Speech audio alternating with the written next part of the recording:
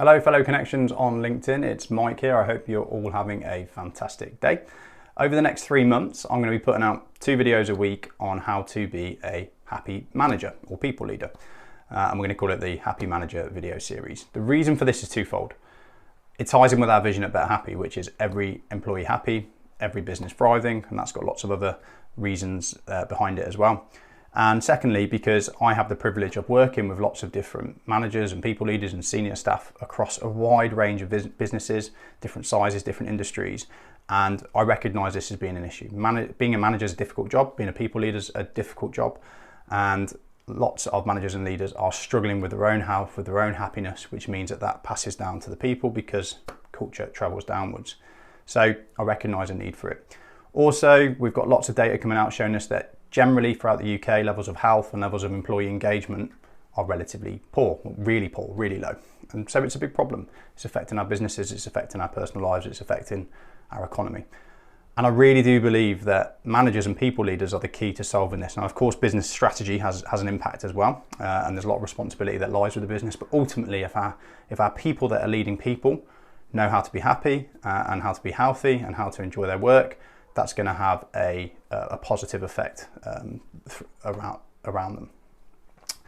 What do we mean by happiness? Well, for me, happiness doesn't mean feeling ecstatic and jumping with joy all day, every day. It's actually more of a feeling of contentment and peace.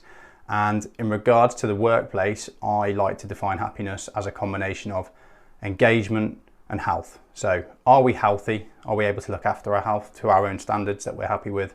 And are we enjoying our work? If we're able to get those two things right, chances are we're pretty happy. Of course, other things are going to happen in our lives that we've got no effect over, but if we can take care of those two things, chances are we're going to be happier than most and feel that level of contentment. So on this first video, what I want to talk about is why is it so important now for managers and people leaders to be able to promote and look after their own happiness, their own health, their own engagement, their own motivation levels. Because many of us started our careers in the field, doing technical, whatever it might have been, and then 5, 10, 15 years later, we find ourselves leading a lot of people, and we've also found ourselves feeling a level of responsibility for the health of these people, the mental health, the physical health, the happiness. And this is a new thing. This is a really new thing in society. So why is it a new thing? And this is all I want to cover in this first video. So another minute on this before we go into tactics and tips on further videos. If we go back in time 50 to 100 years, we're more in the Industrial Revolution. Most of our jobs were sedentary. Were active. Most of our jobs required us to do repetitive physical tasks over and over again.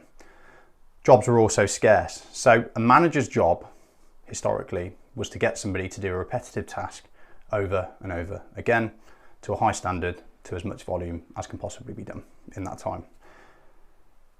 Because there was a lack of jobs available, people weren't going to leave that job. So a manager didn't have to keep the people motivated, really. They didn't have to think about that. I'm sure a good manager would have, but they didn't have to think about that because people were going to stick around because they just appreciated having a job. The staff weren't customer facing, so they didn't have to be engaged and motivated for that. The staff didn't have to be innovative and think of new ways of doing things because competition was slow.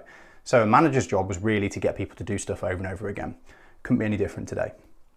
And then also we've got the health piece. So if we think about health, historically, this is the biggest change that we've seen in society that I think people aren't noticing.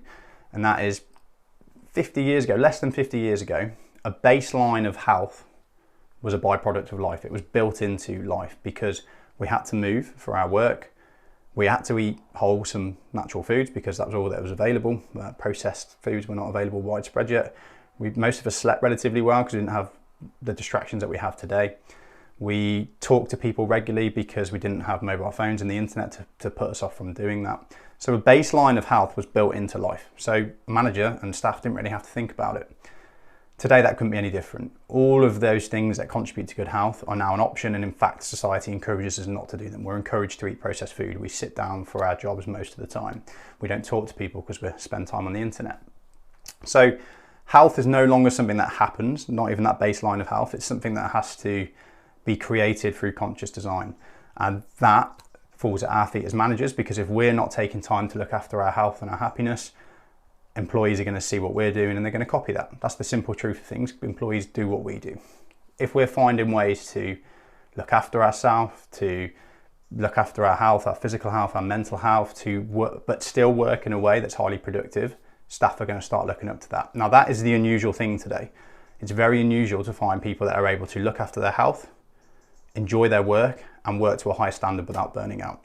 That's a rarity because it's got to happen by design. Most people are still just trying to go about things the way they used to, which means that they're either letting their health suffer at the expense of their work, letting their work suffer at the expense of their personal life, vice versa. So it's very difficult to find that balance in modern life. But when we're able to do that, we are certainly the exception. And that's what we believe at Better Happy is the key to happier businesses, happier people, and a better future. So over the next 3 months, we're going to be putting out 2 videos a week, giving you tips on how to achieve that, how to be healthy, how to enjoy your work, and how to work to a high standard without letting your work-life balance be affected.